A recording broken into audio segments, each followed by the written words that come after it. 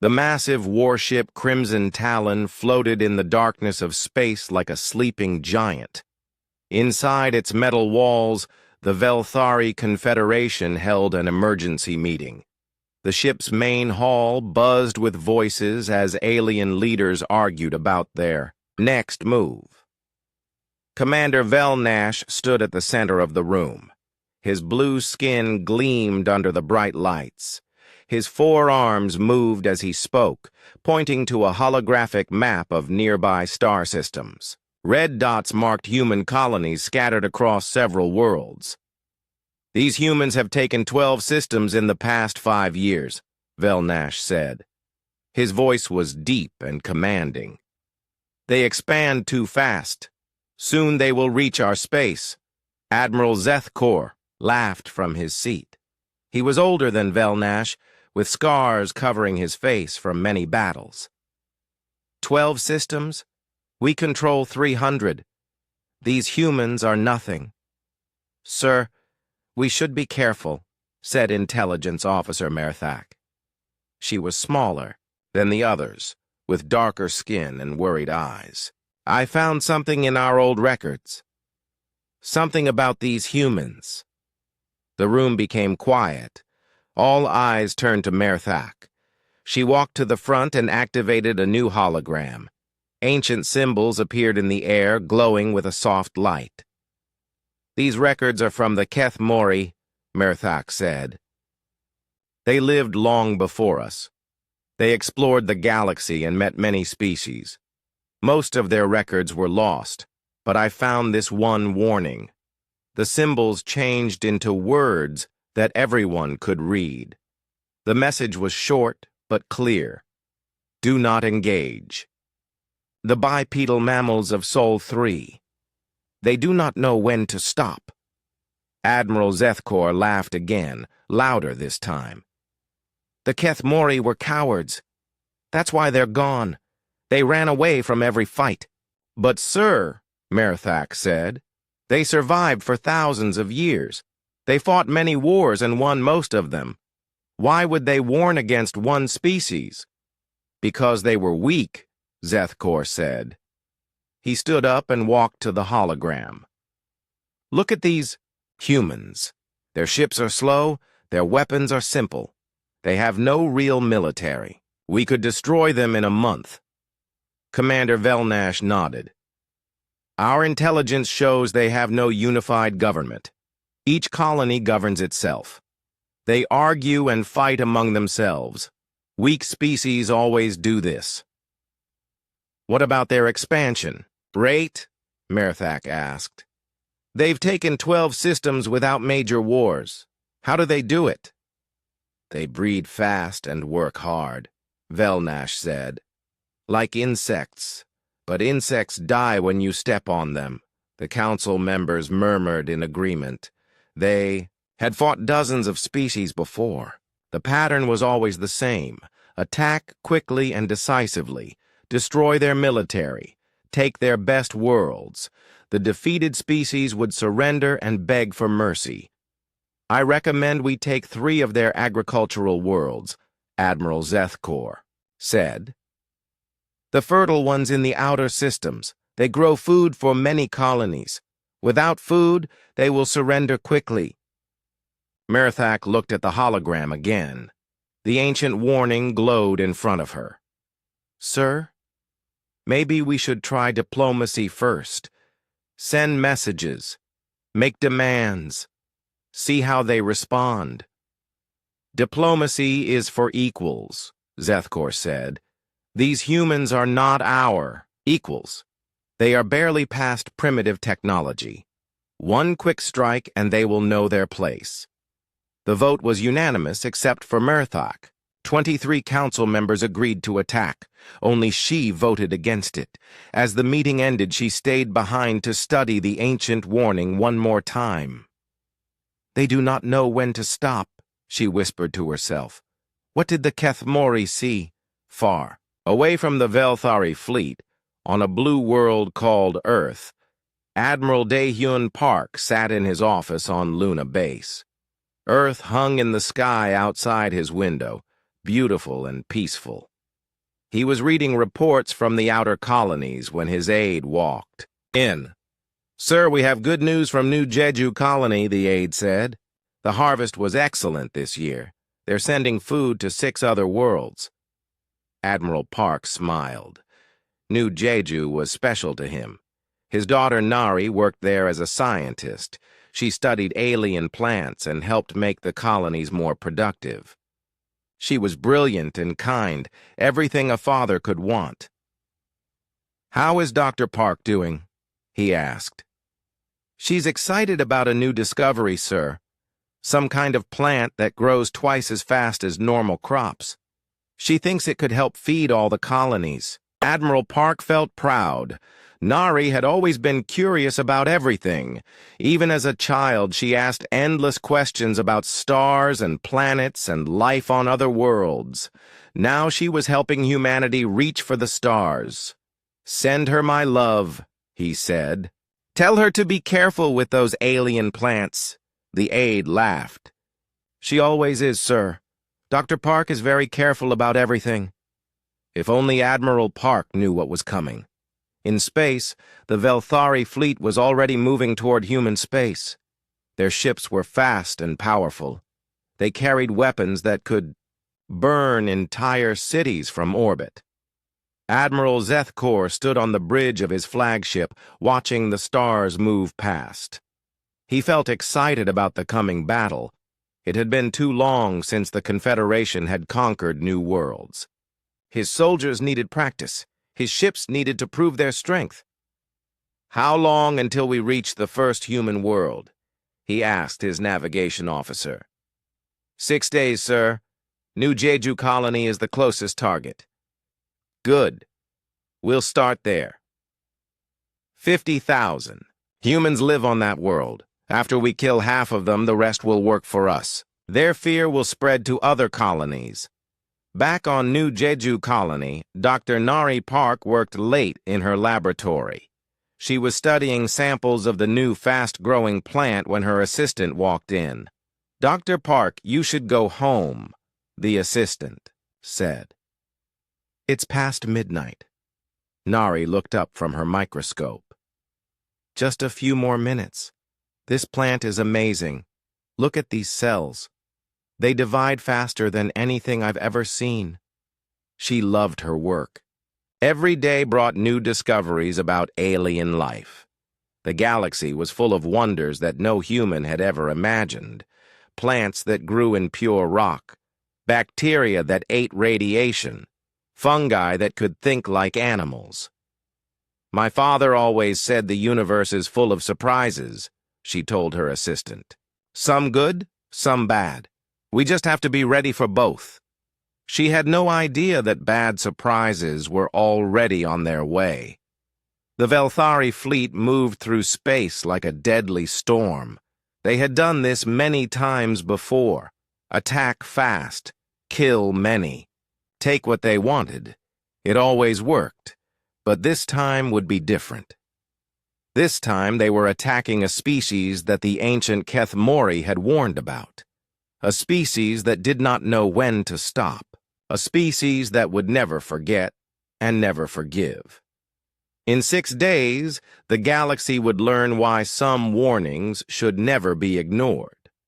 The Velthari thought they were starting a simple conquest.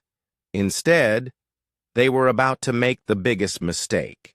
In their civilization's history, Admiral Dae-Yun Park finished reading his reports and looked out at Earth one more time. His daughter was safe on New Jeju Colony. The human colonies were growing and prospering. Everything seemed perfect. Tomorrow he would get a message that would change everything. Tomorrow he would learn what it meant to lose everything that mattered. And the Velthari would learn what it meant to make humans angry. The warning in the ancient records glowed one more time in Merthak's memory. They do not know when to stop. Soon everyone would understand what those words really meant. The morning sun was rising over New Jeju Colony when the sky suddenly filled with fire.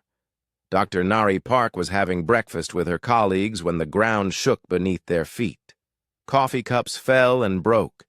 Papers scattered everywhere. What was that? Someone asked.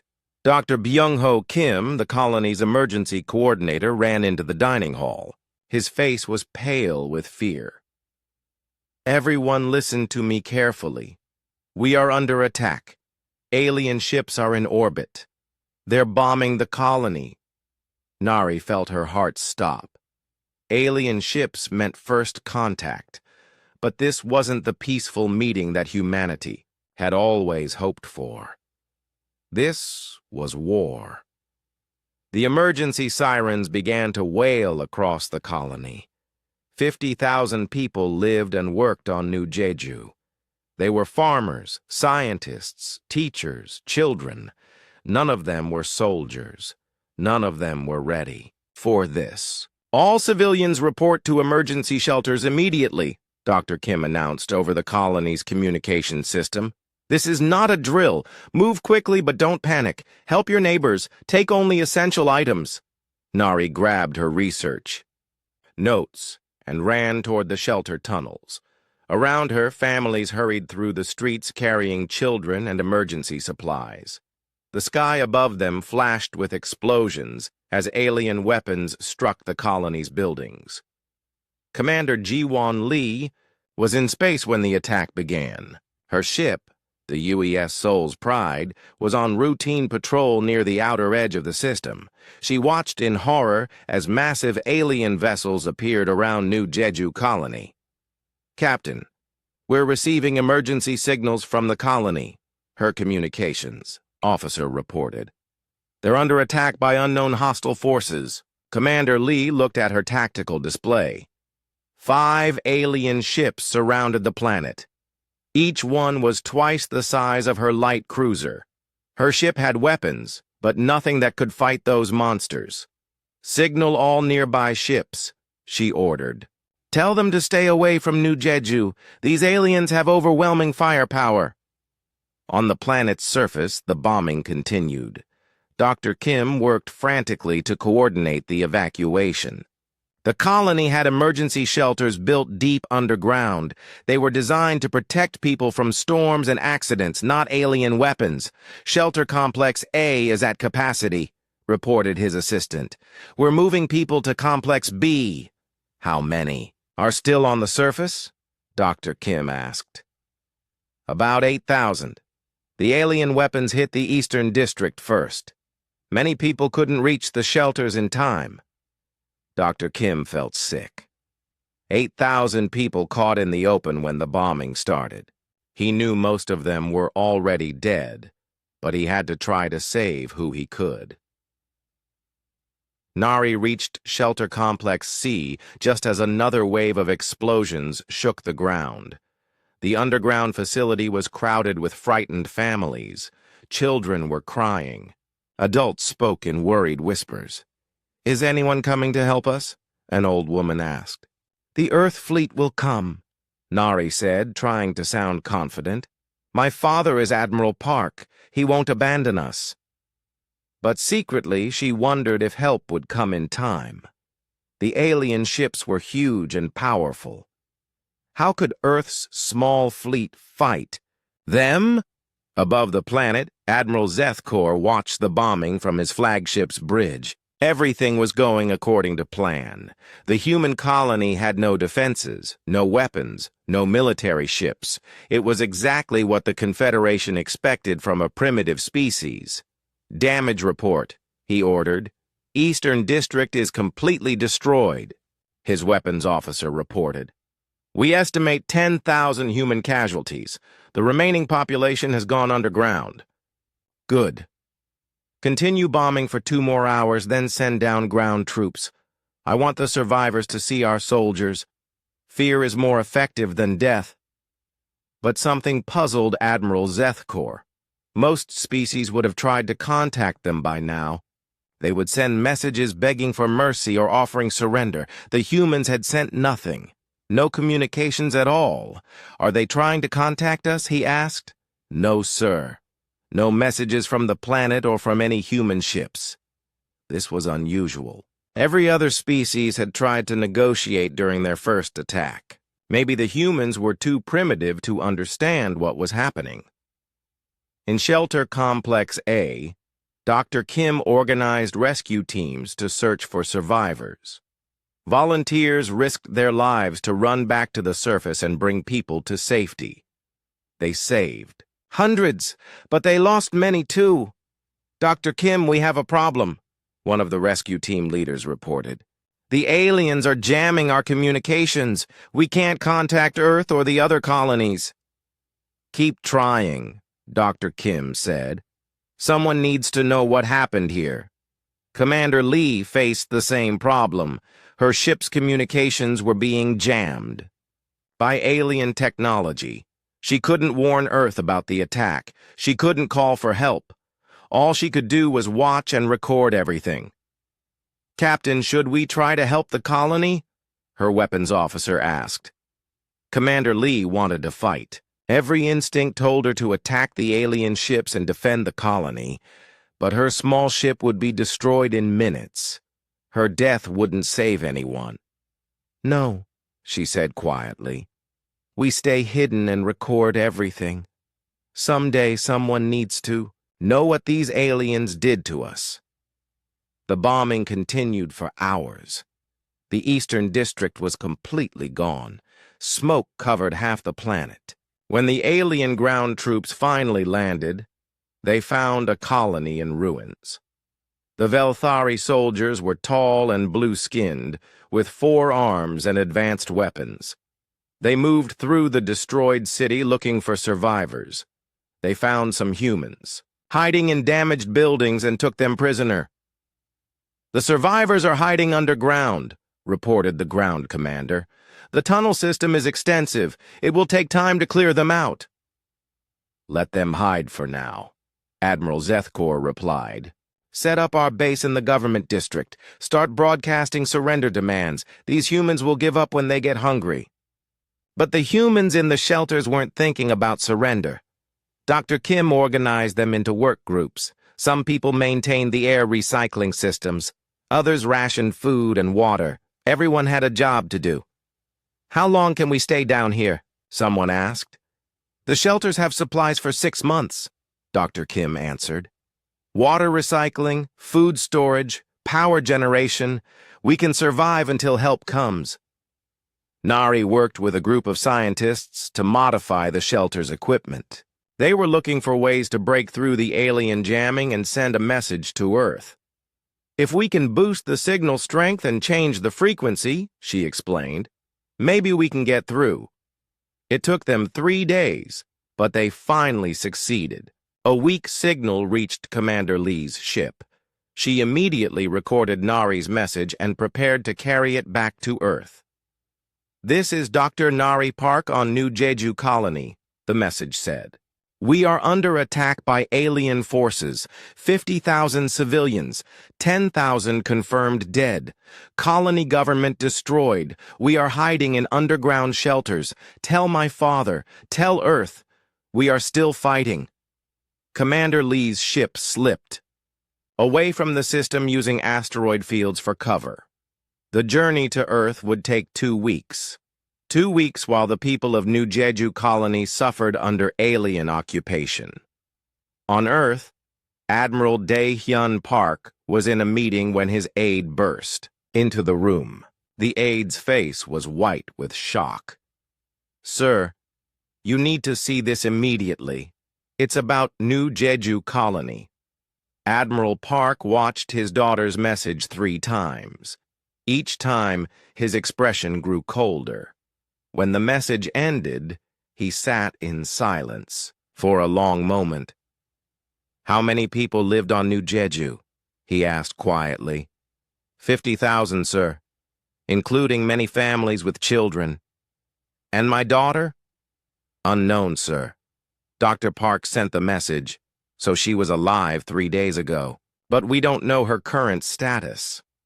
Admiral Park stood up slowly. He walked to the window and looked out at Earth. Somewhere in space, aliens were killing his people. His daughter might already be dead. Contact the Defense Council, he said.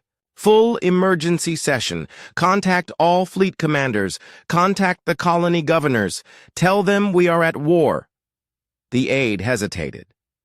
Sir, we don't know how many alien ships there are. We don't know their capabilities. Maybe we should try diplomacy first. Admiral Park turned around. His eyes were cold as winter ice. They attacked civilians without warning. They killed children. They destroyed a peaceful colony. He paused. There will be no diplomacy. There will be no mercy. We are going to teach these aliens why they should have listened to that ancient warning. The war had begun, but the aliens didn't know it yet. They thought they had won an easy victory over a primitive species. Instead, they had awakened something that would haunt them forever. The news of New Jeju colony's destruction spread across Earth like wildfire. Within hours, every human settlement in the galaxy knew about the alien attack. The response was immediate and overwhelming. Admiral Daehyun Park stood before the Global Defense Council in Geneva. Representatives from every nation on Earth filled the assembly hall. Outside, millions of people gathered in the streets, demanding action. The Velthari Confederation has declared war on humanity, Admiral Park announced. His voice carried clearly through the hall. They attacked civilians without warning. They killed children. They destroyed our colony. The French representative raised her hand. Admiral, what do we know about their military strength? Intelligence suggests they have 300 star systems under their control, Park replied. Their technology is more advanced than ours. Their ships are larger and more powerful. Murmurs of concern rippled through the assembly. Some representatives looked worried. Others looked angry. Are you recommending surrender? The Chinese representative asked. Admiral Park's expression didn't change. I'm recommending total war. The hall erupted in heated discussions. Some delegates argued for caution. Others demanded immediate military action. But something was different about this debate. Usually, Earth's nations disagreed about everything. This time, they were united by rage. The vote was unanimous. Every nation on Earth declared war on the Velthari Confederation. For the first time in human history, the entire species was united, behind a single purpose. Dr. Minho Choi received a call at 3 in the morning. He was a psychology professor at Seoul National University, specializing in trauma and behavioral modification. He had never expected a call from Earth's military command. Dr. Choi, this is Admiral Park's office, the voice said. We need you in Geneva immediately. It's about the alien war. I'm not a military strategist, Dr. Choi protested. I study human psychology. That's exactly why we need you. 6 hours later, Dr. Choi sat in a secure briefing room with Admiral Park and several other officials. The Admiral looked tired but determined. Dr. Choi, tell me about psychological warfare, Admiral Park said. It's the use of psychological tactics to demoralize an enemy, Dr. Choi replied. Make them afraid, confused, unable to fight effectively. Can it work against aliens? Dr. Choi thought carefully. If they have emotions similar to ours, yes. Fear, stress, anxiety, these are survival mechanisms. Most intelligent species probably have them. Admiral Park leaned forward. I want you to design a psychological warfare campaign against the Velthari. I want them to regret ever learning that humans exist. Meanwhile, on New Jeju Colony, Captain Jihye Seo was planning humanity's first strike back. She had been visiting the colony when the attack began. Now she was trapped with the other survivors in the underground shelters. But Captain Seo wasn't just any survivor. She was a special forces officer trained in guerrilla warfare. While the other colonists hid and waited for rescue, she was preparing to fight. "I need 20 volunteers," she announced to the shelter inhabitants. "People who are willing to risk their lives to hurt the aliens." Dr. Byung-oh Kim looked worried. "Captain, we should wait for the Earth fleet to arrive." "The Earth fleet might take months to get here," Captain Seo replied. "In the meantime, these aliens are making themselves comfortable on our world. I want to make them uncomfortable." 23 people volunteered. They were farmers, teachers, shopkeepers. None of them were soldiers, but all of them were angry. Captain Seo spent 3 days training her volunteers. She taught them how to move quietly, how to set explosives, how to attack and disappear. Most importantly, she taught them how to think like predators instead of prey. "We're not trying to win battles," she explained. "We're trying to make the aliens afraid. Every time they step outside their base, they should wonder if they'll come back alive." The first attack came on a dark night, when New Jeju's 2 moons were hidden by clouds. Captain Seo's team crept through the ruins of the Eastern District, toward the alien base. They moved like ghosts through the rubble. The Velthari had set up their command post in the colony's former government building. Guards patrolled the perimeter, but they weren't expecting trouble. They thought all the humans were hiding underground like frightened animals. The explosions lit up the night sky. Captain Seo's team had planted charges in the alien supply depot. Food, weapons, and equipment burned in spectacular fires. The aliens ran around in confusion, shouting in their strange language. But the psychological impact was more important than the physical damage. The humans had left bodies in specific places around the depot. Not random corpses, but carefully arranged scenes designed to disturb alien minds. "The humans are dead," one Velthari soldier said to another. "How did dead humans attack our base?" This was exactly what Captain Seo wanted. Confusion, fear, the beginning of doubt. Back on Earth, the war machine was awakening. Every shipyard worked around the clock building new warships. Every factory switched to producing weapons and military equipment. Every research facility focused on one goal: how to kill aliens. The transformation was incredible. Humanity had always been good at war, but they had never fought with such unity and purpose. Old enemies became allies. Competing corporations shared technology. Scientists who had spent years arguing about theories now worked together like parts of a single mind. "Production reports," Admiral Park requested during his daily briefing. "Shipyard production is up 400%, his aide reported. "We'll have 50 new destroyers ready in 6 months. The research division has 3 promising projects for improved weapons." "And recruitment?" "Every military academy is full.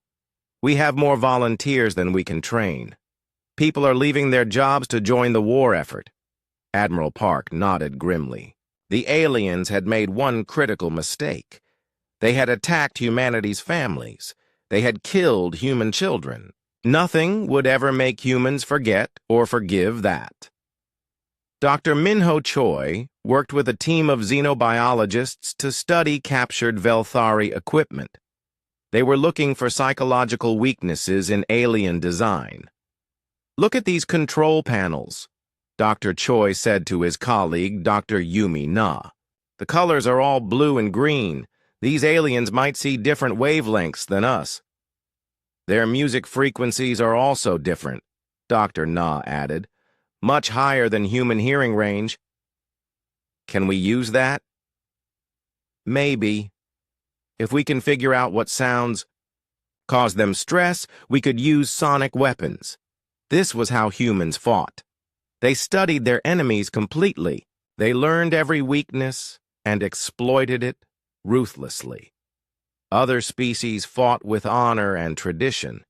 Humans fought to win. On New Jeju Colony, Captain Seo's guerrilla campaign was expanding.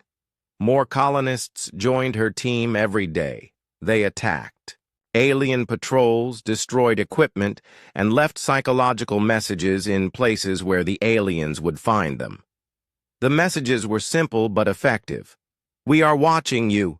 We are coming for you. You will never be safe here."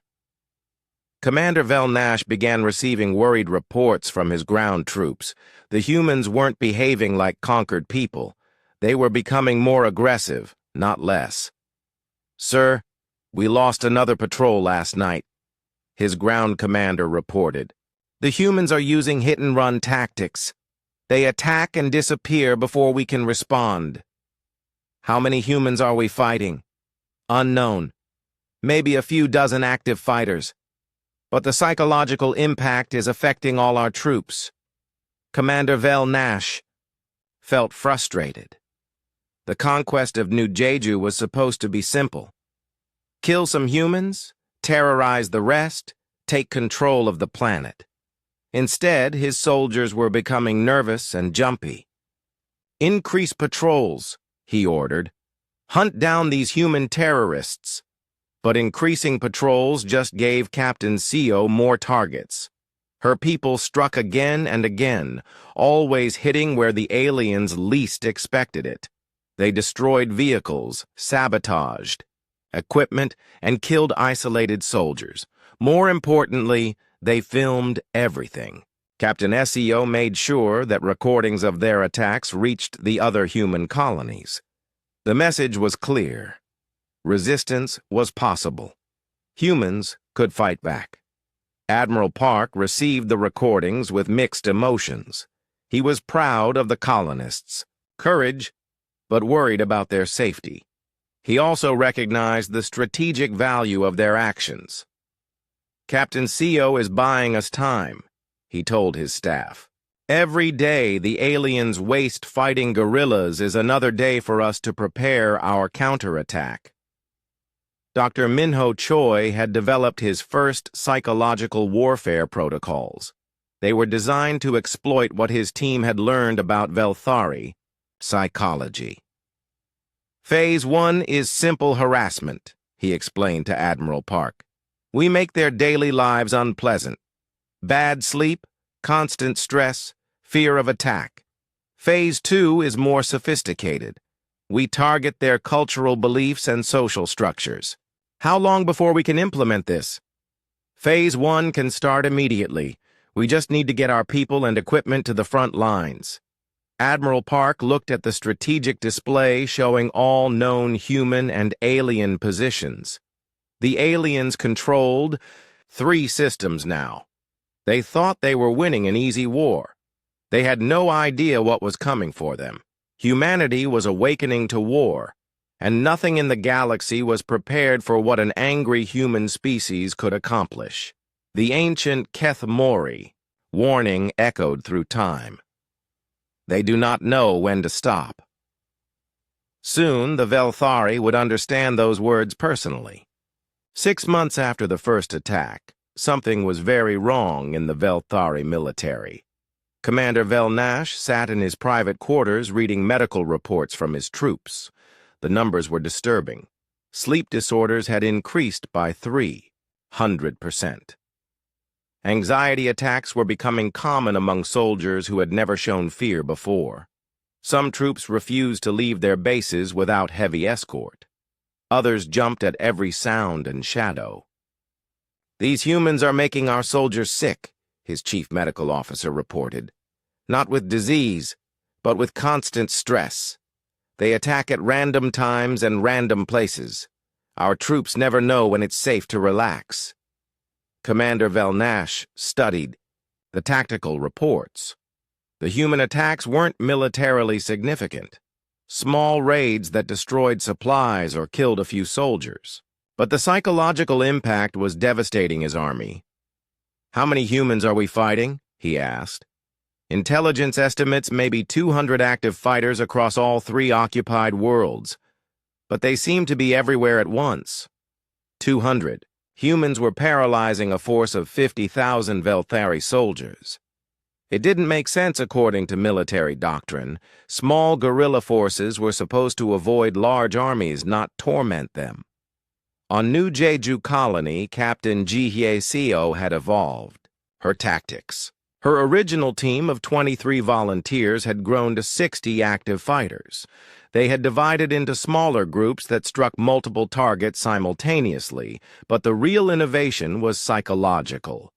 Technical Sergeant Won-seok Han had arrived from Earth with specialized equipment designed by Dr. Minho Choi's team.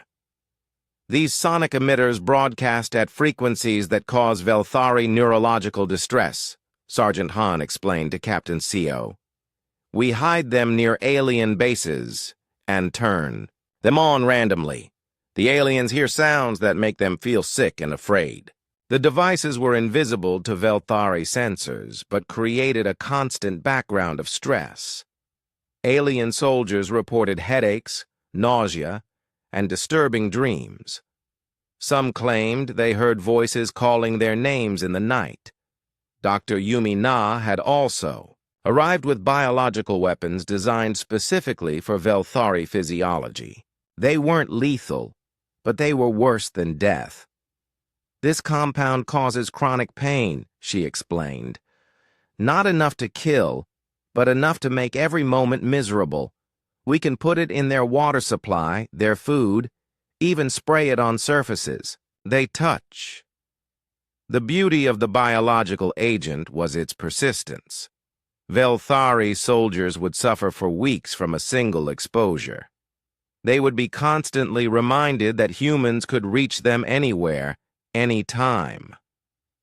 Captain Seo coordinated these new weapons with surgical precision. She didn't want to kill all the aliens. She wanted to break them psychologically and send the survivors back to their fleet as walking warnings. Major Hyunwoo Baek commanded humanity's first deep strike mission. His stealth ship had slipped past Velthari defenses to attack their supply bases 3 systems away from the occupied worlds. Target acquired, his weapons officer reported. Velthari logistics hub, minimal defenses. Remember the mission parameters, Major Baek said. We're not here to win a battle. We're here to send a message. The attack lasted only 20 minutes. Major Baek's team destroyed the supply depot and left behind a recording device. When the Velthari rescue ships arrived, they found a message in perfect Velthari language. This is the human species. You attacked our families. You killed our children. Now you will learn that nowhere in the galaxy is safe from us. We will never stop. We will never forgive. We will follow you home. The message spread through the Velthari fleet like a virus.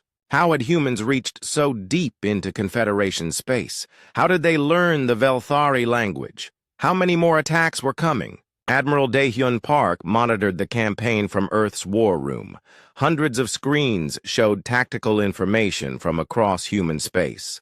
The transformation of humanity's military was remarkable.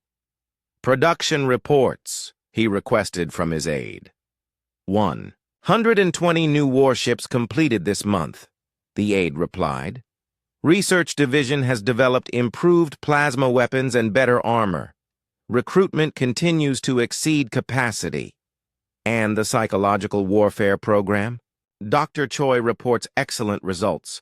Velthari morale is collapsing. Their soldiers are requesting transfers away from human-occupied worlds. Admiral Park allowed himself a small smile. The aliens had expected an easy conquest. Instead, they were learning what it meant to make humans angry.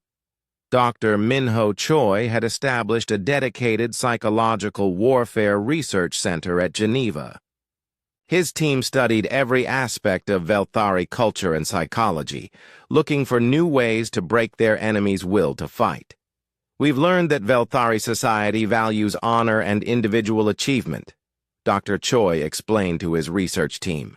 They compete constantly for status and recognition. How can we use that? asked Dr. Sumin Lee, his deputy. "By making them look weak and incompetent. Every time they fail to stop our attacks, they lose face with their peers. We're not just defeating them militarily, we're humiliating them socially."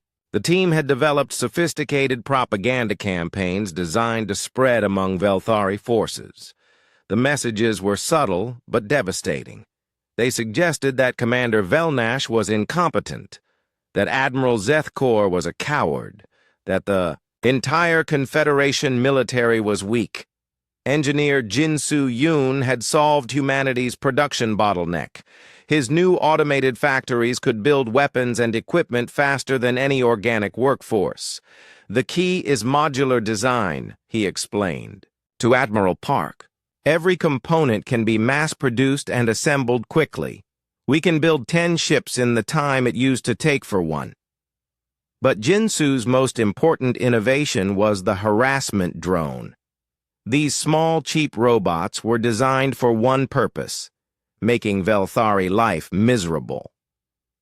"They follow alien ships and broadcast disturbing sounds," Jinsu said. "They shine bright lights at random intervals. They release bad smells. Individually, each drone is harmless, but 1,000 drones can drive an entire crew insane." The drones were nearly impossible to stop. They were small, fast, and expendable. If the aliens destroyed one, 10 more would take its place. Soon, every Velthari ship had a swarm of harassment drones following it through space.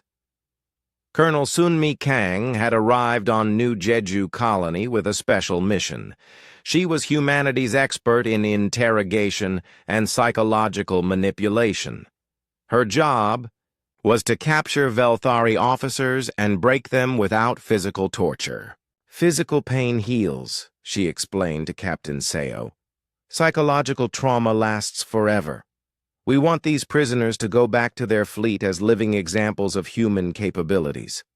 Colonel Kang's methods were sophisticated and terrifying. She studied each prisoner individually, learning their fears and weaknesses. Then she created customized psychological experiences designed to shatter their confidence and self-worth. The first prisoner was a Velthari patrol leader named Kethmar. He was captured during a raid on an alien supply convoy. Colonel Kang spent weeks learning about his personal history, his family, his dreams and fears. Then she began his education. Kethmar was kept in a comfortable cell with good food and medical care.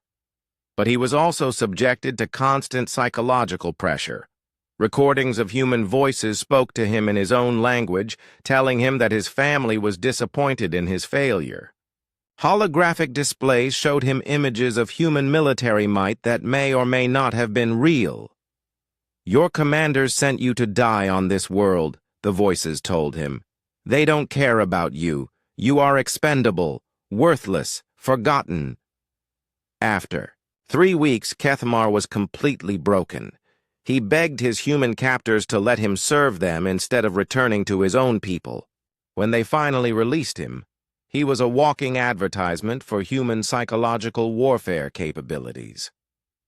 Back on the Velthari flagship, Kethmar's fellow officers saw what the humans had done to him. He spoke in whispers about human capabilities. He flinched at loud sounds.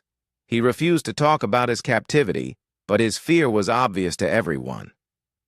"What did they do to you?" Commander Velnash asked. They got inside my head," Kethmar replied. "They know things about us, things we don't even know about ourselves." The story spread through the Velthari fleet. Soon, every soldier knew that capture by humans meant something worse than death. It meant psychological destruction. Admiral Zethkor received increasingly desperate reports from the front lines. The human resistance was getting stronger, not weaker. Worse, it was spreading to civilian populations throughout Confederation space. "Sir, we're receiving reports of human terrorist attacks on our core worlds," his intelligence officer reported. They're targeting civilian infrastructure and government buildings. How are humans reaching our core worlds? Zethkor demanded. Unknown, sir. They seem to have developed stealth technology we can't detect. The truth was simpler and more terrifying. Humans had learned to think like their enemy. They studied Velthari patrol routes, supply schedules, and communication protocols. They moved through space like predators, striking where they were least expected. Major Hyun-Woo Baek had trained dozens of deep strike teams. They slipped through Velthari space like ghosts, carrying death and terror to worlds that thought they were safe. Remember, he told his pilots, we're not trying to conquer territory. We're trying to make the enemy afraid to sleep at nights. Psychological campaign was working beyond humanity's wildest expectations. Velthari morale had collapsed. 2 years had passed since the first attack on New Jeju colony. The Velthari Confederation was bleeding resources like a wounded animal. What should have been a quick territorial expansion had become an endless nightmare that consumed their military, their economy, and their sanity. Admiral Zethkor stood before the Confederation Council on the homeworld of Veltara. The council chamber was filled with angry voices and desperate faces. The war with humanity was destroying their civilization from within. Admiral, explain to this council why you need another 50 billion credits for this war, demanded Council Leader Morthak.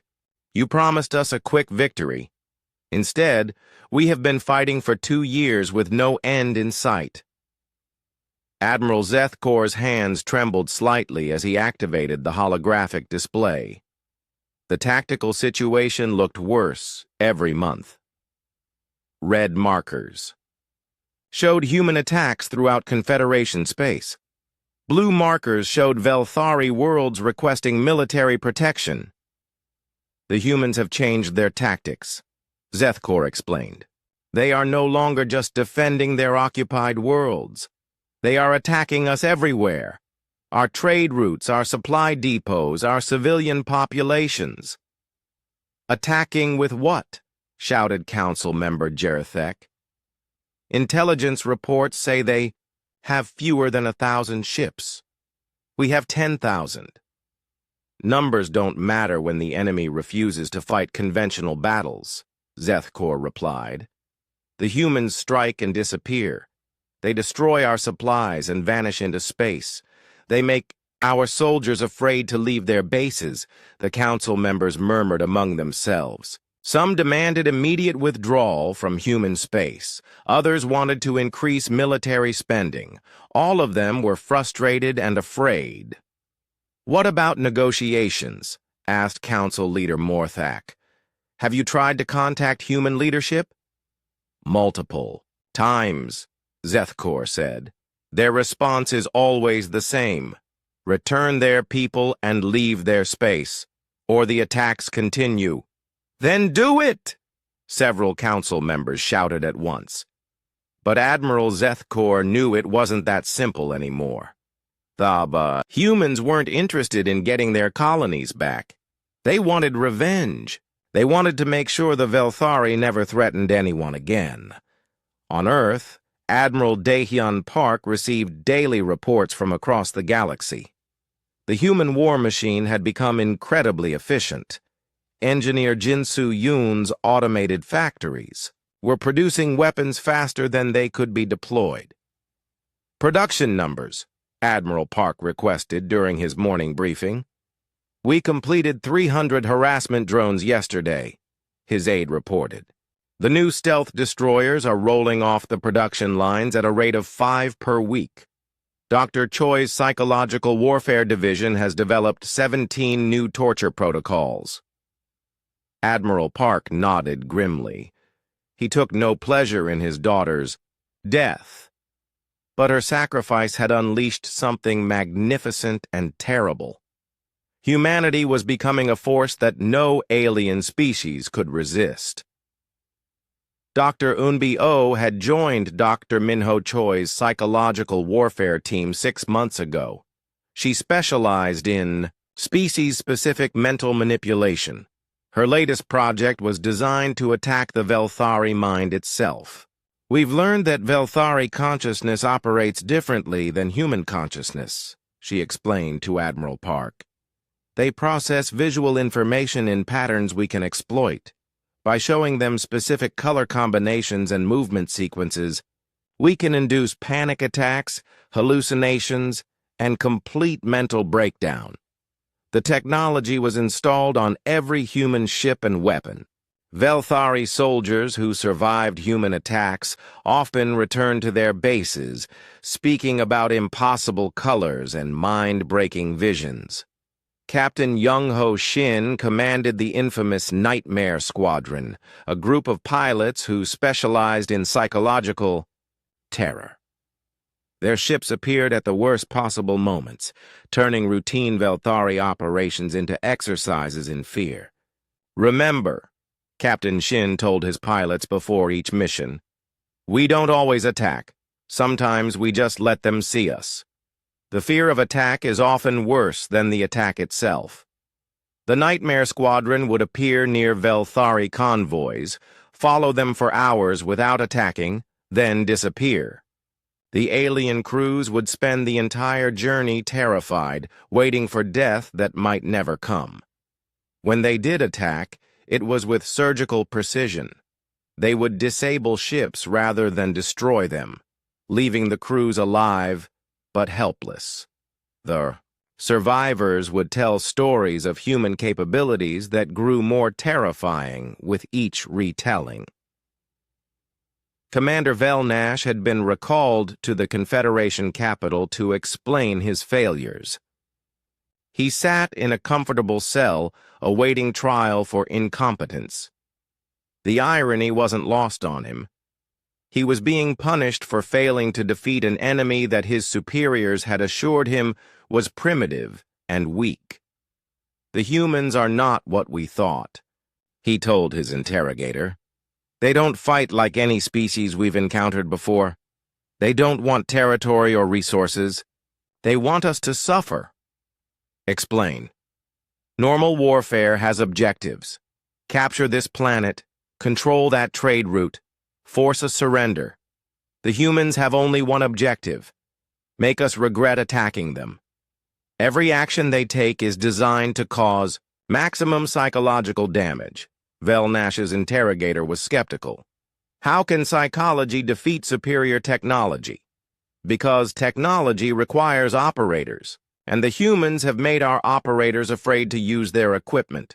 Soldiers who jump at shadows, pilots who see enemies that aren't there, commanders who second-guess every decision. The interrogation report was classified and buried. The Confederation leadership didn't want to admit that their military was being defeated by an enemy's superior understanding of fear. Commander Tai-Hyun Lim had been planning the capture of Admiral Zethkor for 8 months. It was the most ambitious human operation of the war, a direct strike at the heart of Velthari command structure. The Admiral's ship follows a predictable patrol route through the Kepler sector, Commander Lim explained to his strike team. We'll hit them at the Nebula Junction where their sensors are weakest. The plan was complex, but elegant. Human stealth ships would disable the flagship's escorts while specialized boarding teams captured the Admiral alive. The psychological impact would be devastating. If humans could capture their highest-ranking military leader, no Velthari was safe. The operation was a complete success. Admiral Zethkor was taken prisoner while his fleet watched helplessly. The boarding teams were gone before reinforcements could arrive, leaving behind only a recording device with another message. This is Admiral Dae-Hyun Park of the human fleet. Your leader is now our guest. He will be treated well as long as your forces remain peaceful. Any aggressive action against human targets will result in unpleasant consequences for your admiral. The capture of Admiral Zethkor sent shockwaves through Velthari society. If their most powerful military leader could be taken by humans, what hope did ordinary soldiers have? But the humans didn't execute their prisoner. Instead, they did something much worse. They kept him alive and comfortable, broadcasting daily updates about his condition to the Velthari fleet. Admiral Zethkor enjoyed a meal of imported Velthari. Cuisine today, the messages would say. He is reading poetry from his homeworld and has begun learning to play human chess. He asks that his fleet remember him fondly. The psychological impact was devastating. Velthari military doctrine taught that capture meant torture and death, but the humans treated their most important prisoner with polite respect, proving that they could be merciful when they chose to be. This made their cruelty toward regular prisoners even more terrifying. Admiral Zethkor received comfort and dignity. Common soldiers received psychological torture designed to break their minds. The message was clear: surrender early and be treated well, or resist and face horrors beyond imagination.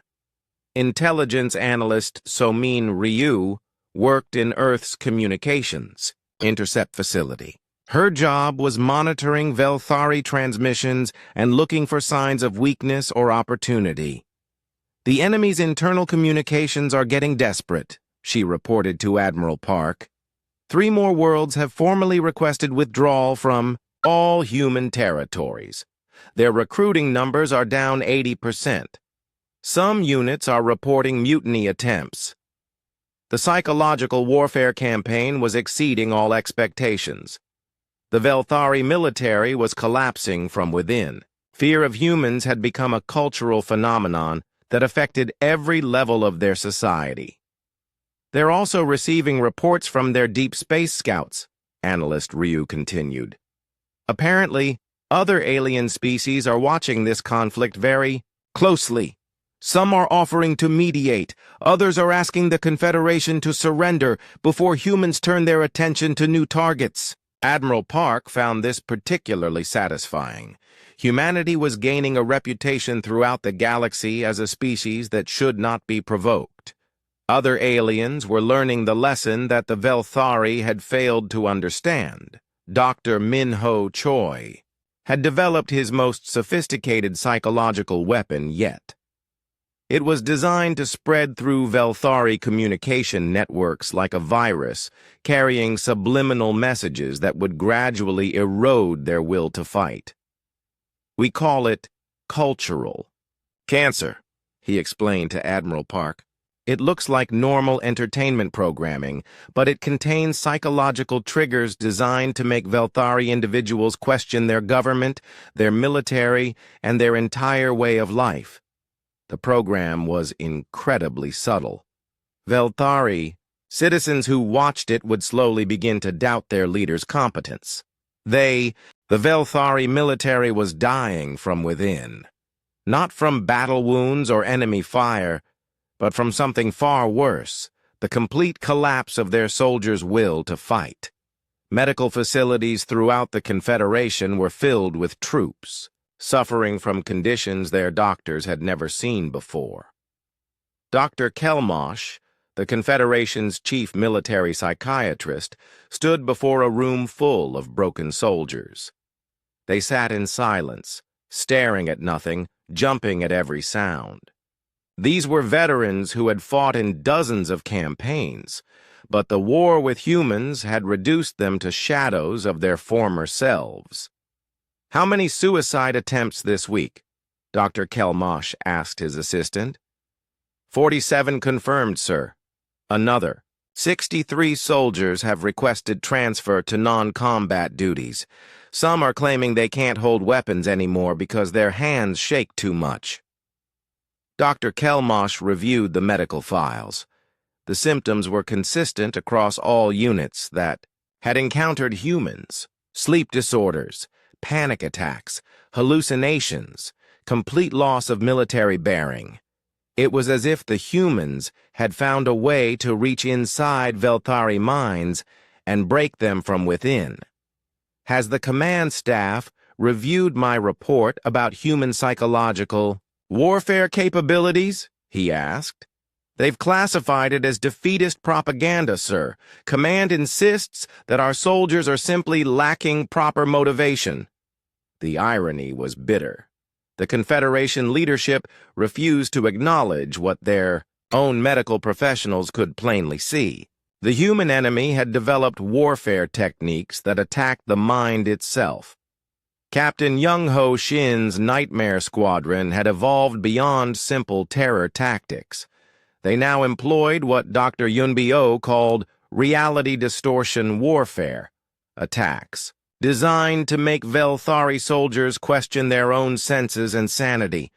"Today's mission is Psychological Operation 77, Captain Shin briefed his pilots.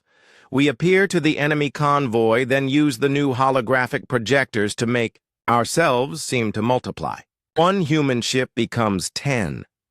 10 becomes 100. The technology was relatively simple, but the effect on alien minds was devastating. Velthari crews would report massive human fleets that appeared and disappeared like ghosts. Their sensor readings would contradict their visual observations. Reality itself became unreliable. After the convoy reports our presence," Captain Shin continued, "we follow standard nightmare protocol. Sometimes we attack. Sometimes we just watch. The uncertainty is what breaks them." Lieutenant Minji Park, Captain Shin's wing leader, raised her hand. "Sir, intelligence reports that some Velthari crews are abandoning their ships when they see us approaching. They'd rather face court-martial than encounter human forces." "Good," Captain Shin replied with a cold smile. "Fear is more effective than weapons. A terrified enemy defeats himself." The Nightmare Squadron's reputation had spread throughout Velthari space like a disease. Crews would refuse missions in sectors where the squadron had been spotted. Supply convoys would turn around rather than risk encounter with the legendary human ghost ships. Dr. Yunbi-Oh had perfected her mental manipulation techniques to an art form. Her latest project involved broadcasting specific frequency patterns that could trigger neurological responses in Velthari brains. "We've identified the neural pathways responsible for their fear responses," she explained to her research team. "By stimulating these pathways with targeted electromagnetic pulses, we can induce terror, paranoia, and complete psychological breakdown without any physical contact." The weapons were installed on human ships as standard equipment.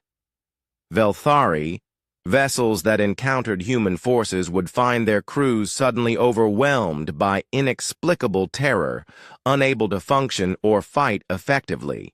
"The beautiful part," Dr. O continued, "is that the effects are permanent. Even after exposure ends, the subjects retain a conditioned fear response to anything associated with humans. They become walking advertisements for our psychological warfare capabilities." Commander Tae-hyun Lim received new intelligence about Admiral Zethkor's capture during his morning briefing. The human operation had succeeded beyond all expectations. "Sir, Velthari communications intercepts show complete chaos in their command structure," his intelligence officer reported. 3 admirals are fighting for control of the fleet. 2 more have requested immediate transfer to non-combat assignments. The capture of their supreme commander had decapitated Velthari military leadership. But more importantly, it had demonstrated that no alien was beyond human reach. If Admiral Zethkor could be taken from the heart of his own fleet, anyone could be captured. "What about civilian morale?" Commander Lim asked. "Collapsing rapidly, sir. Anti-war protests on 15 Velthari worlds. Their government is losing control of their own population." The psychological warfare campaign was working at every level. Military personnel were terrified to fight. Civilians were demanding peace. Government officials were questioning their leader's competence. The entire Confederation was eating itself alive from fear and doubt. Admiral Dae-hyun Park reviewed the war's progress from his command center on Luna Base. 3 years ago, the Velthari had attacked with overwhelming confidence.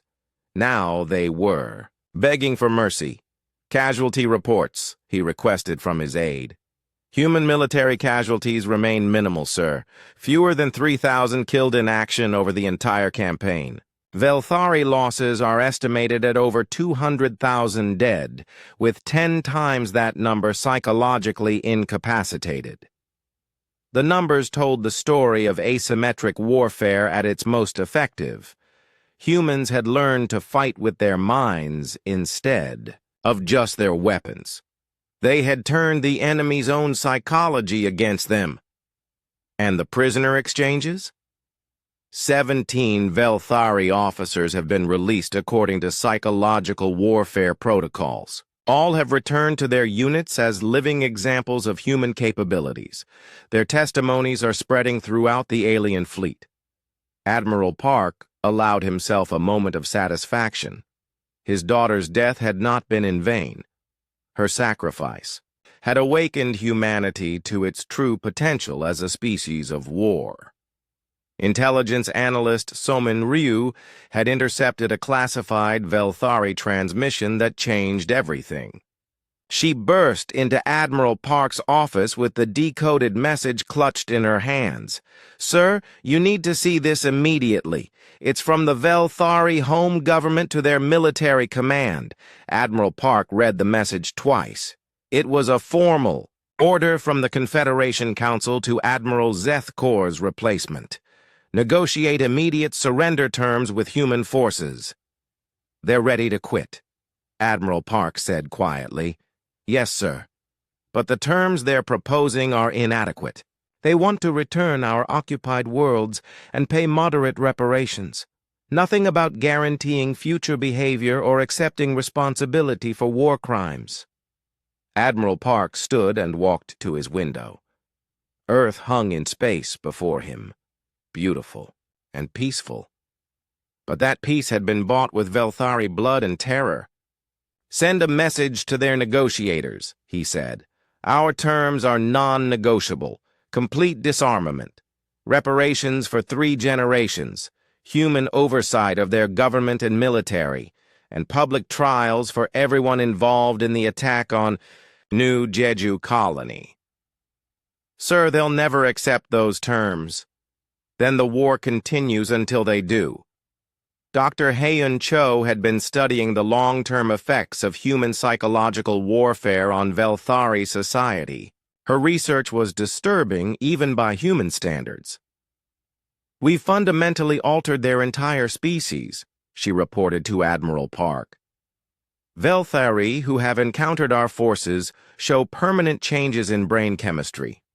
They've developed a species-wide trauma response to anything human-related. The implications were staggering. Humanity had essentially programmed an entire alien species to fear them. The psychological conditioning would last for generations, passed down through Velthari cultural memory."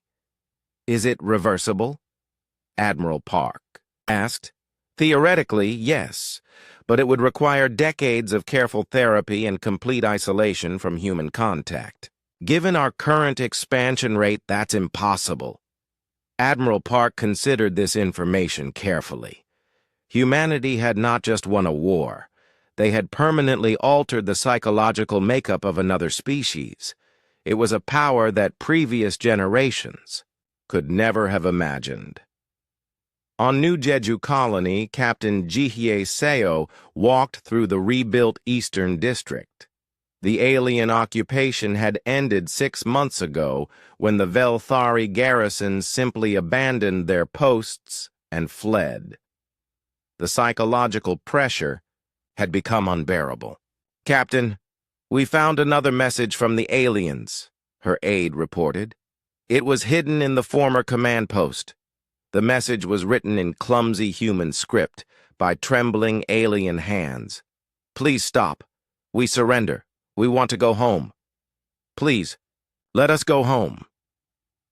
Captain Seo felt no pity. These aliens had killed her friends and neighbors. They had bombed civilians and destroyed homes. They deserved everything that humans had done to them. Any word from the other occupied colonies? She asked. Similar reports, sir. Velthari forces are withdrawing from all human territories. Some units are surrendering without being asked. Others are just disappearing into space. The guerrilla campaign had succeeded beyond all expectations.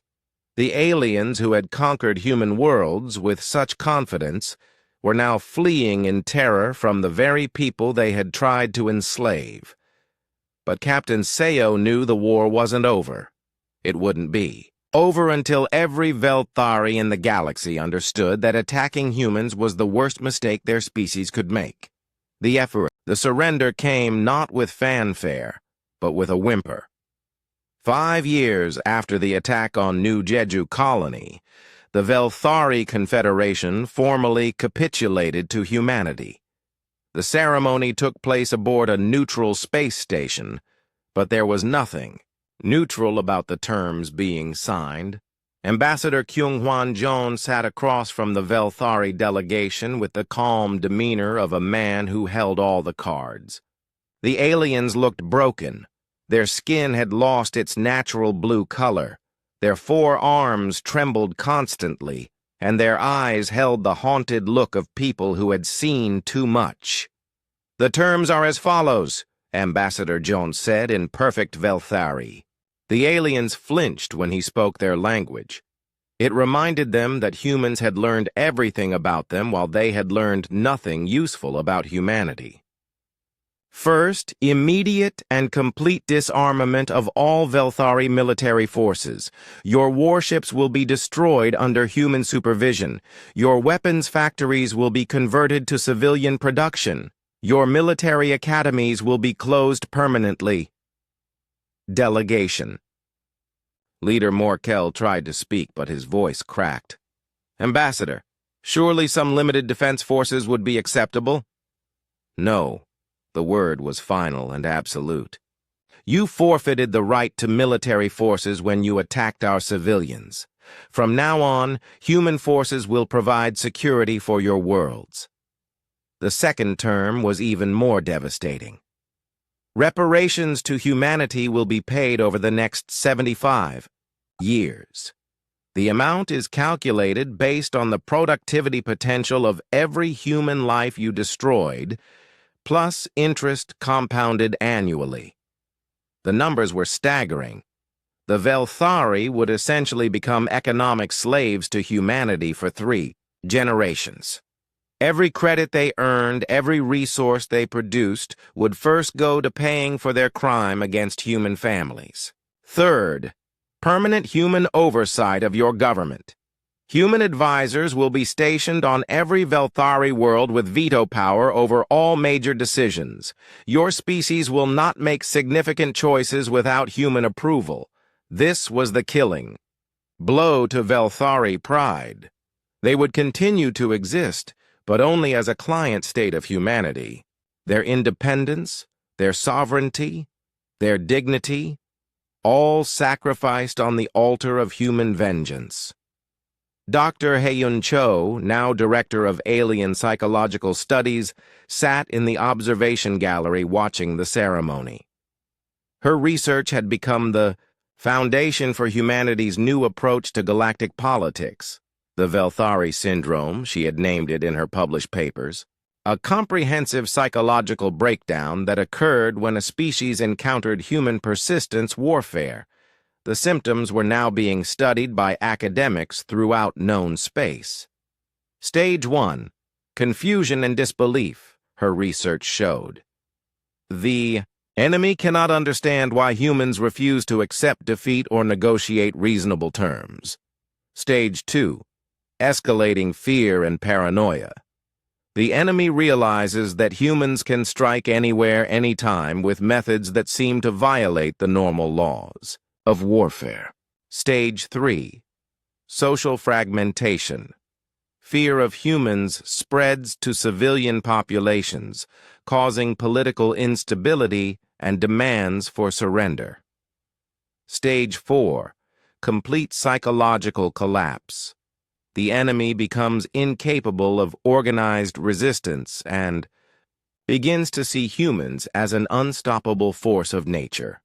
The Velthari had progressed through all 4 stages, exactly as Dr. Cho's models predicted. They were now living proof that human psychological warfare could break entire civilizations. Ambassador John continued reading the surrender terms with clinical precision. Fourth, war crimes tribunals will be held for all Velthari personnel involved in the attack on human colonies. These trials will be conducted under human law, with human judges and human-determined sentences. The delegation leader's face went pale. Ambassador, please. Many of our officers were simply following orders.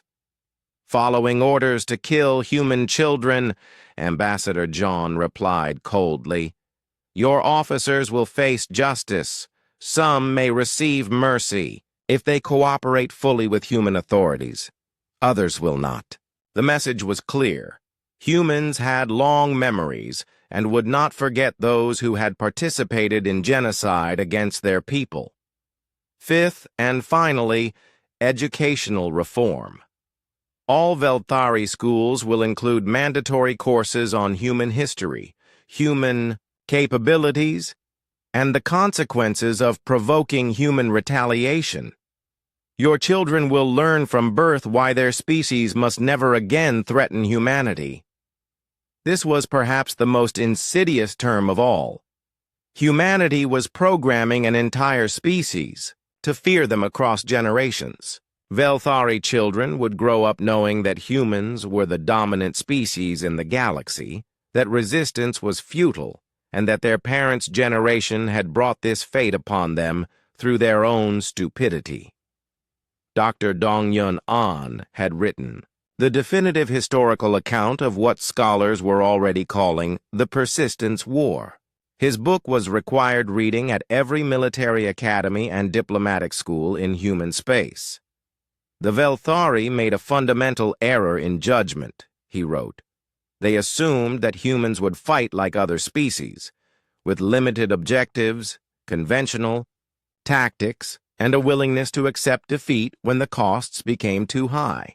Instead, they encountered a species that had evolved through millions of years of persistence hunting. Humans who could track wounded prey across vast distances, never giving up, never stopping, until their target was brought down. Applied to warfare, this persistence became something unprecedented in galactic history. Humans did not fight to win battles or capture territory. They fought to ensure their enemies never wanted to fight again. The book was being translated into dozens of alien languages. Other species were studying it not as history, but as a survival manual. Everyone wanted to understand how to avoid becoming the next Velthari. The former Admiral Zethkor had been released as promised, but his return to Velthari society was a psychological weapon in itself. The once proud military leader was now a broken man who spoke constantly about human capabilities and the futility of resistance. They could have killed me, he would tell anyone who listened. They could have tortured me. Instead, they showed me mercy while they destroyed my entire civilization. Do you understand? They were merciful to one person while being absolutely ruthless to everyone else. His testimony was more effective than any propaganda. Zethkor's obvious trauma, combined with his detailed knowledge of human psychological warfare techniques, convinced even the most skeptical Velthari that resistance was impossible. The humans don't just defeat you, he would say. They make you grateful for the defeat. They make you understand that you deserved everything they did to you. Ambassador Minji Song stood before the newly formed Galactic Council 6 months after the Velthari surrender. Representatives from 47 different species had gathered to discuss humanity's emergence as a major galactic power. The human delegation appreciates the Council's invitation to join this body, Ambassador Song said diplomatically. We look forward to peaceful cooperation with all species who share our commitment to civilized behavior. The unspoken message was crystal clear. Behave civilized, or face the same fate as the Velthari. Species after species rose to offer formal friendship treaties with humanity. None of them wanted to risk becoming the next example of human persistence warfare. The galaxy was rapidly reorganizing itself around the new reality of human power. We propose the establishment of the Human Protection Doctrine, Ambassador Song announced. Any attack on human civilians anywhere in the galaxy will be considered an attack on all of humanity. The response will be immediate, overwhelming, and permanent. The chamber fell silent. Every alien delegate understood what they were hearing. Humanity was formally announcing that they would never again allow what happened to New Jeju Colony. Dr. Minho Choi had been awarded every honor that human academia could bestow. His psychological warfare techniques had revolutionized how wars were fought, but in quiet moments he sometimes wondered if they had gone too far. We broke an entire species, he confided to his colleague, Dr. Yunbi Oh. We didn't just defeat them. We fundamentally altered what it means to be Velthari. Their children will grow up psychologically conditioned to fear us. They killed human children, Dr. Oh replied. They bombed civilians without warning. They started a war of extermination against our species. I know they deserved it. But sometimes I wonder what we've become.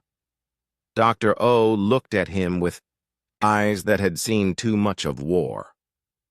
We've become the species that other species don't attack. We've become the species that protects its own. That's worth any price. The conversation ended there, but the question lingered. In becoming the galaxy's most effective warriors, had humans sacrificed something essential about themselves? Professor Seung-Yun Ko established the Park Institute for Strategic Studies on Luna Base, near the site where Admiral Dae-hyun Park had first learned of his daughter's death. The institute became the galaxy's premier center for studying human warfare and psychology. Students, Professor Ko would tell his classes filled with alien diplomats and military officers, "You are here to learn the most important lesson in galactic history. Humans are not like other species. We do not fight wars to win. We fight wars to ensure our enemies never want to fight again." The curriculum included detailed study of Velthari psychology before and after the war. Students could observe the complete transformation of a species through documented psychological conditioning.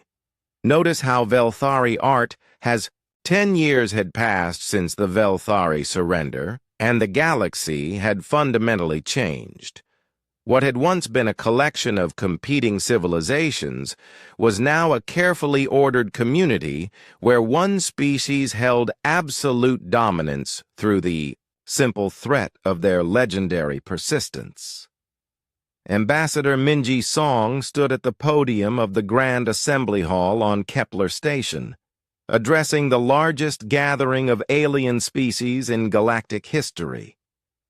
237 different civilizations had sent representatives to witness humanity's formal acceptance as the galaxy's primary peacekeeping force. The Human Confederation accepts the responsibility placed upon us by this assembly, Ambassador Song announced. Her words were translated into hundreds of languages simultaneously.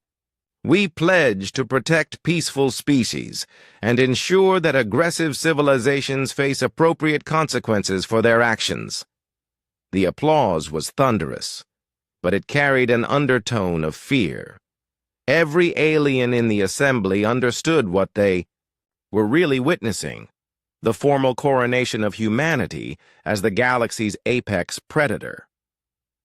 Dr. Dong-Yun An watched the ceremony from the observation deck, reflecting on how far humanity had come. His book, The Persistence War, had become more than just a historical account. It was required reading for anyone who wanted to understand the new galactic order. The Velthari incident, as historians now called it, had established the fundamental rule of galactic politics: never attack human civilians. But the book's influence went far beyond military strategy. It had become a manual for understanding human psychology itself.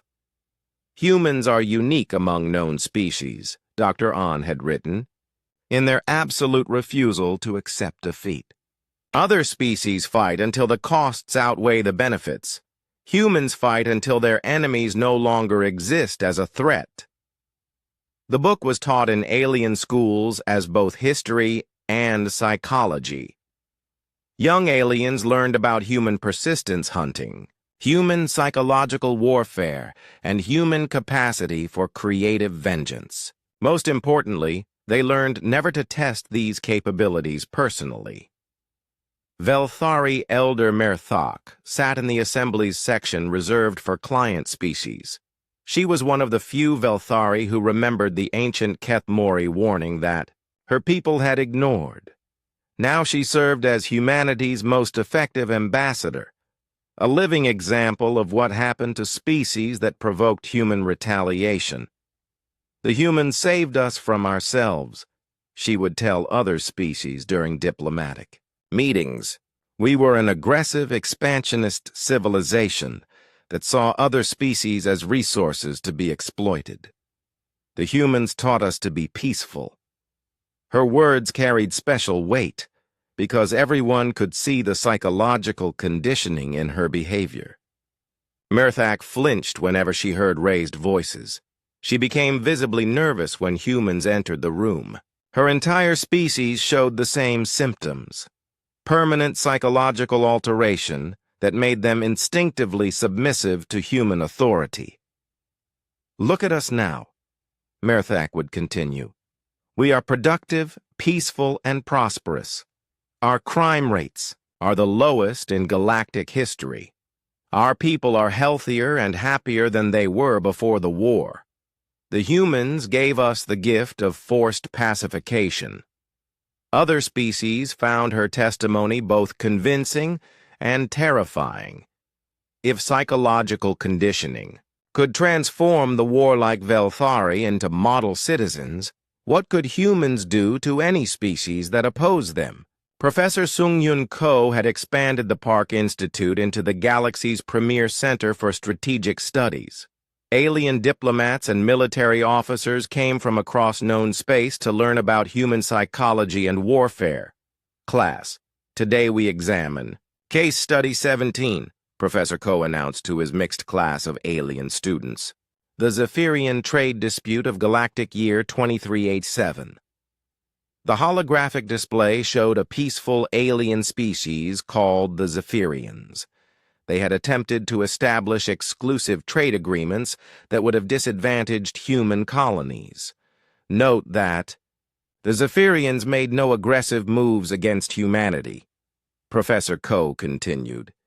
They simply tried to use economic pressure to force favorable trade terms. How did the humans respond? A nervous Zentari student raised one of his 6 arms. The humans implemented graduated economic warfare, Professor. They systematically destroyed Zephyrian trade relationships with other species until the Zephyrians were forced to accept human terms. Correct. And what was the psychological impact? The Zephyrians learned that any attempt to pressure humanity would result in disproportionate retaliation. They became a client state voluntarily to avoid further economic punishment. Professor Ko nodded approvingly. The beauty of this example is that no violence was necessary. The humans simply demonstrated their willingness to escalate any conflict until their opponents surrendered. The Zephyrians chose submission rather than risk. Total economic destruction. The lesson was clear to every alien student. Humans always won because they were always willing to escalate beyond what their enemies could tolerate. Captain Jihye Seo, now Admiral Seo, commanded humanity's rapid response fleet. Her ships patrolled the galaxy like antibodies in a vast organism, responding immediately to any sign of aggression against human interests. "Admiral, we're receiving reports of pirate attacks on human merchant vessels in the Outer Rim," her communications officer reported. "Species identification?" Admiral Seo asked. "Mixed group, mostly Carcanian raiders with some Velthari deserters." Admiral Seo's expression hardened. Velthari who turned to piracy were violating the terms of their species' surrender. This required a special response. "Deploy Psychological Warfare Package 7, she ordered. "I want these pirates to understand that attacking human merchants is the worst decision they'll ever make." The response was swift and overwhelming. Human ships appeared throughout Carcanian space, not to attack military targets, but to demonstrate that nowhere was safe from human retaliation. The psychological pressure was so intense that the Carcanian government turned over the pirates within a week, rather than risk becoming the next Velthari. Dr. Yunbi-O had become the galaxy's leading expert on species-specific psychological manipulation. Her research was classified at the highest levels, but its effects were visible throughout human space. "We've mapped the psychological vulnerabilities of 47 different species," she reported to the Human Strategic Council. "Each one has specific fears and weaknesses that can be exploited if necessary." The database was humanity's insurance policy. If any species showed signs of aggression, humans could respond with precisely calibrated psychological warfare designed to break that particular alien mind. "The Andromedans fear loss of individual identity," Dr. O explained. "The Centaurians are terrified of social isolation. The Rigelians have deep-seated anxiety about genetic contamination. Each species can be controlled through careful manipulation of their specific psychological triggers." Admiral Dae-Hyun Park, now in his 80s, served as humanity's elder statesman and living symbol of human persistence. His presence at diplomatic meetings was enough to ensure alien cooperation. Everyone knew that this was the man who had orchestrated the complete destruction of the Velthari Confederation. "Admiral Park, the Aldebaran Republic is requesting permission to establish new mining colonies in the disputed sector," his aide reported. "Denied," Admiral Park replied without hesitation. "That sector is reserved for human expansion. The Aldebarans can mine in their assigned territories." The decision was final. No alien species questioned human territorial claims anymore. The galaxy had been quietly divided into human space and client territories. Aliens could prosper and expand, but only in areas that humans didn't want. Commander Young-Ho Shin, now General Shin, had established the Psychological Warfare Academy on New Jeju Colony. The rebuilt world had become a monument to human persistence and a training ground for the next generation of human warriors. "Students," General Shin addressed, "a class of young human officers, you are learning the most powerful form of warfare ever developed. Physical weapons destroy bodies. Psychological weapons destroy the will to fight." The curriculum included advanced courses in alien psychology, cultural manipulation, and strategic terror. Graduates of the academy were deployed throughout human space as specialists in breaking alien resistance. "Remember," General Shin continued, "our goal is not to kill our enemies. Our goal is to make them grateful for our mercy, while ensuring they never again pose a threat to human interests." The Academy's motto was carved in stone above the entrance. "They do not know when to stop." It served as both a warning to potential enemies and a reminder to human forces of their psychological heritage. Intelligence analyst Somin Ryu, now director of Galactic Intelligence, monitored communications throughout known space for signs of anti-human sentiment or potential threats. Monthly threat assessment, she reported to Admiral Park. 17 minor species have expressed private concerns about human expansion. 4 species have made subtle inquiries about forming defensive alliances. No species has shown any inclination toward direct confrontation. The intelligence network was comprehensive and terrifying. Humans monitored alien communications, infiltrated alien governments, and maintained detailed psychological profiles of every significant alien leader. Recommendations? Admiral Park asked. Continue current policies. The combination of economic incentives and implied threats maintain stability. No active measures required.